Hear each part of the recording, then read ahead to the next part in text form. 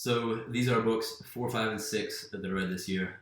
To get straight into that again, the first of those, fourth of those, was this. The translation here is Love. I've seen it as On Love, and then some other thing that I forgot. But it was initially written in French by Stendhal. I don't think he has a first name. At least if he does, I've never seen it.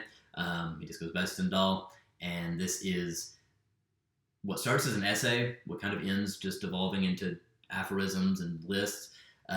They kind of feel like you're reading somebody's journal. But the whole point of this is he's trying to analyze, trying to figure out what the mental processes, what the psychological inner workings are that lead to human beings falling in love, that lead to people developing infatuations with other people, and so on and so on. The thing I think is interesting about Stendhal, and the thing that initially got me to read this, is I heard, first of all, somebody mentioned him on YouTube, on another YouTube video, I think, and they mentioned that a lot of his ideas have been backed, like more recently in the last couple decades, by actual science. I say that because he's very much not writing in like a scientific, objective, detached manner. He's writing in a very subjective sort of way, which I appreciate and I like more than the modern theories, but the modern theories do corroborate the sort of, the theories that he's putting out in this that I won't get into because I guess you can read it if you want to. But the thing I don't like about the more modern theories, I think they call them limerence, is that I feel like they, in this behaviorist, psychological sort of way, they take out the human element. They treat it as just this biological process that just happens against your will, that sort of thing. And I guess that's true to some extent, but not to go too far off the rails with this, but it reminds me of that Dostoevsky quote from Notes from the Underground, where he says something along the lines of, yeah, twice 2 or 2 plus 2 or however he words it equals 4, but it does so against my will, and men aren't piano keys, and that might be the case, but I'm going to impose my will. That's what I don't like about the modern theory, is I think it kind of takes out human will out of the equation. But Stendhal definitely doesn't do that, which is why I kind of favor his analysis of things more than the more recent scientific analysis of things, even if they are more objective and by that nature more correct, I guess. He's somebody that's, as a writer, is very cynical, very snarky, and very pragmatic.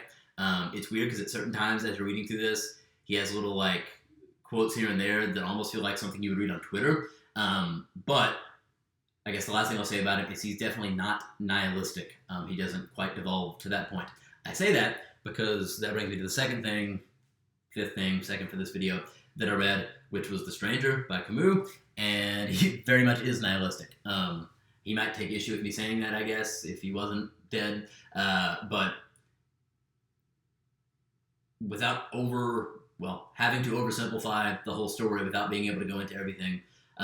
This was another one that was recommended to me. I didn't completely choose this on my own, but another one where I was hoping I would be surprised, and I unfortunately wasn't, especially because I'd read The Myth of Sisyphus before this, so this is actually the second thing of his that I read, and it was interesting at least to see the ideas he puts out, the theories he puts out in The Myth of Sisyphus, in that essay, kind of demonstrated in story form in The Stranger.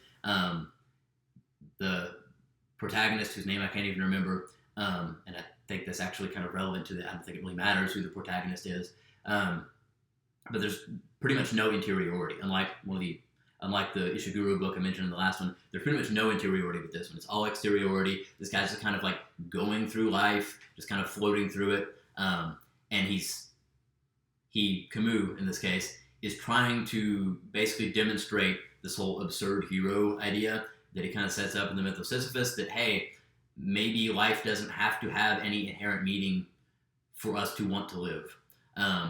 Which I think maybe part of the reason that I don't like this book as much as I hoped that I would is because I've kind of fallen out of favor with that whole idea over the last few years since I read The Myth of Sisyphus. That's not really an idea that sits well with me, that I find very convincing anymore.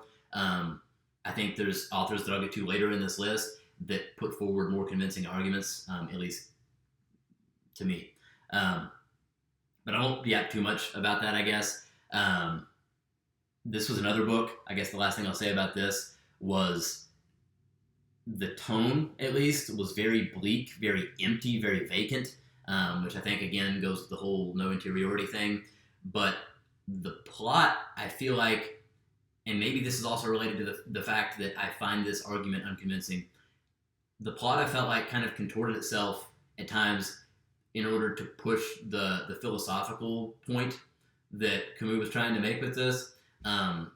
There'd be certain times where I'd start to be able to relate to the character, but he would do something that I thought was like so incredulous that I couldn't believe that a human being would do that.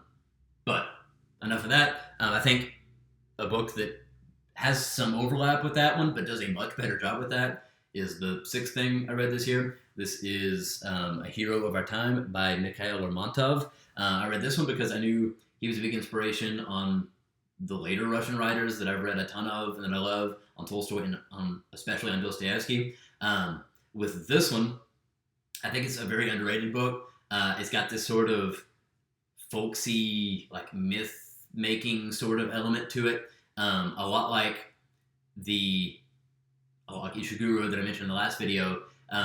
You get this limited narration, but unlike Ishiguro, where it was all first-hand narration, this is all second-hand narration. So you get the stories of this main character, but they're all told second-hand through other people, and they're all kind of thrown at you randomly at different points in this guy's life, just kind of scattershot, and so you get little like anecdotes, almost like little slice of life sort of elements of this guy's life. And this is the story of this guy who basically is also drifting through life. He's also this cynical sort of guy. He reminds me a lot of the sort of person, the sort of specifically guy that you hear talked about a lot on social media today, on YouTube today. This guy that's kind of drifting through life aimlessly, that I think Camus was trying to get at, and I think all the way back in like the 1820s or 30s, Lermontov was trying to get at here. I think they even had a term for this type of guy then. They called them like the superfluous men. There's not really any need for these people to exist, but they're there. They're just kind of drifting, looking for purpose of some kind.